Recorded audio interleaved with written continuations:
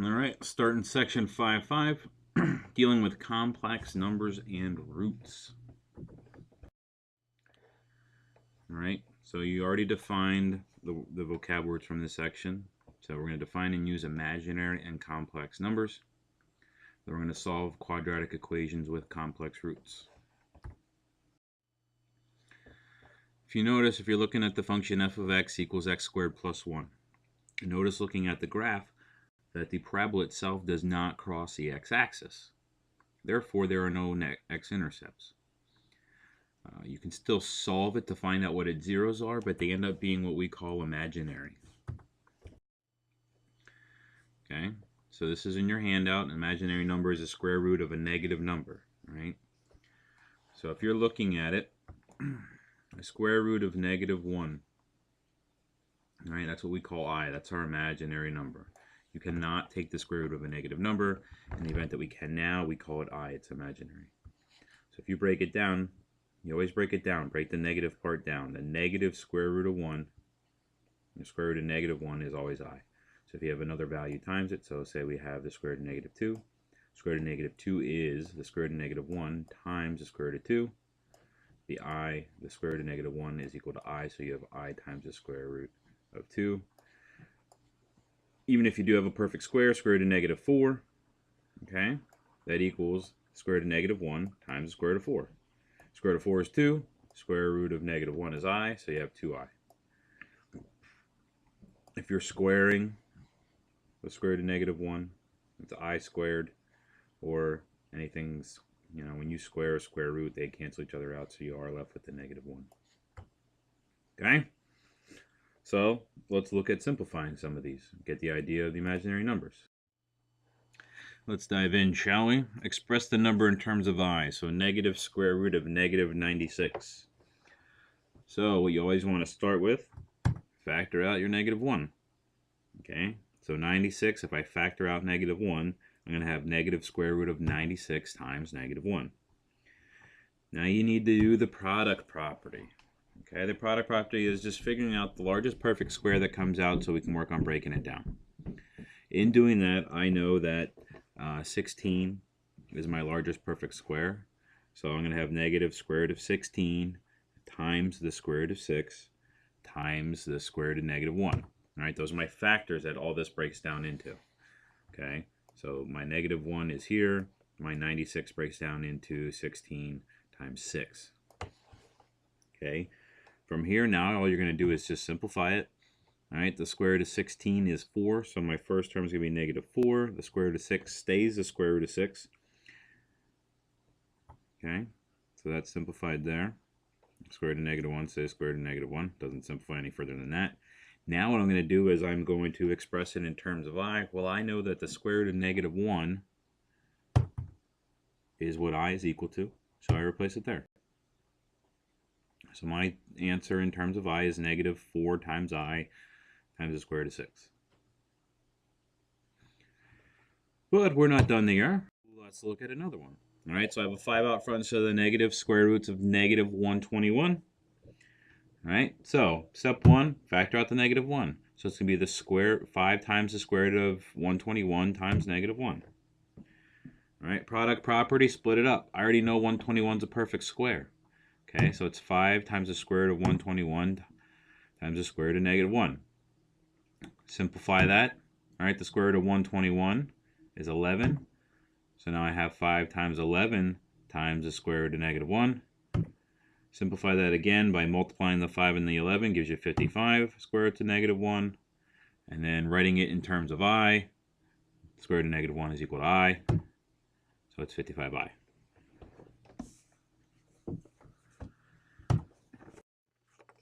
All right, there's yours. Express the number in terms of I for the square root of -300. All right, so now you're going to solve the quadratic equation with imaginary solutions. All right, 5x squared plus 90 equals 0. It's just like solving the regular quadratics with regular numbers. We're doing the exact same process, right? Move the constant to the other side. So I have 5x squared equals -90. All right. Get the x squared by itself, so I need to divide the x squared, everything by the coefficient, the number in front of the x squared. Divide both sides by 5 to get x squared equals negative 18. You're solving for x. So in order to undo x squared, you take the square root of both sides. Square root of x squared is x. Square root of 18, negative 18 is plus or minus square root of negative 18. Okay? From here, product property, start breaking it down. Okay? I know that it's 18 times negative 1, and I know the largest perfect square that comes out of 18 is 9. All right, so those are my values. Plus or minus 9, square root of negative 1, and then the 2. From here, you're just simplifying everything down. Okay, so the square root of 9 is 3, the square root of negative 1 is I, and the square root of 2 is the square root of 2. So I have plus or minus 3i square roots of 2. Same procedure that we had before we had imaginary numbers. Now we're just dealing with the negative square root of 1 value. So let's look at how we can make sure we're right by checking it. Okay, so plug my values in for x. So let's plug in the positive 3i square roots of 2. Okay, when you take this value and you square it, you're squaring the 3, you're squaring the I, and you're squaring the square root of 2. Okay, when you square 3, 3 times 3 is 9. If you look back on the notes, I times I, okay, is I squared, and the square root of 2 squared is 2. All right, so I have 5 times 9 times 2 times I squared. 9 times 2 is 18. Okay, doing everything inside the parentheses. And then I'm going to distribute, not really distribute, I'm going to multiply my 18 by my 5. That gets me back up to 90. So I have 90i squared plus 90 equals 0. I squared, all right, it's negative, this is the square root of negative 1 times the square root of negative 1, which is negative 1. All right, 90 times negative 1, negative 90. Negative 90 plus 90 equals 0. So that's how I know I'm correct. All right. Do the same procedure with negative 3i square root of 2. You're going to get the same result because negative 3 times negative 3 is 9, just like 3 times 3 was 9. So it's going to be the exact same process that you already had, and it will also equal 0. So that's your now you try. Okay, so find out what the x's are, enter them in online. I'll set up for you to copy and paste the square root symbol and the plus minus. Okay, the last topic for today. All right, every complex number has a real part A and an imaginary part B. All right, the real part is not touching the I. The imaginary part is the one that touches the I. So A plus B times I. Okay, so knowing that, we're going to find the x and y's that make the equation negative 8 plus 6y times I equal to 5x minus I square root of 6. True. So when you're doing that, you set it up. Okay?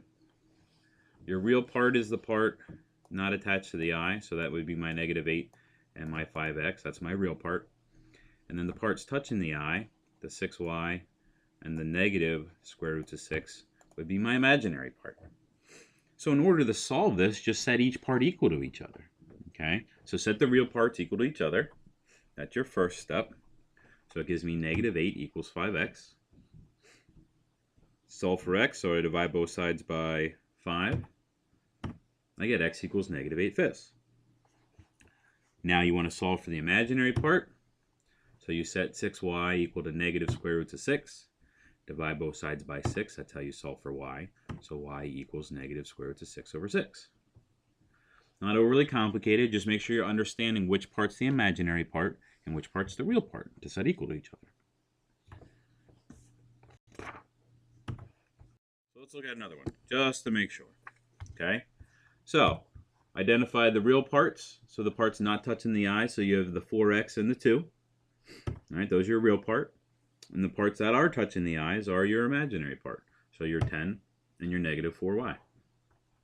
Set the real parts equal to each other. So 4x equals 2. Divide both sides by 4. So your x equals a half. Same thing with your imaginary parts. Set them equal to each other. So 10 equals negative 4y.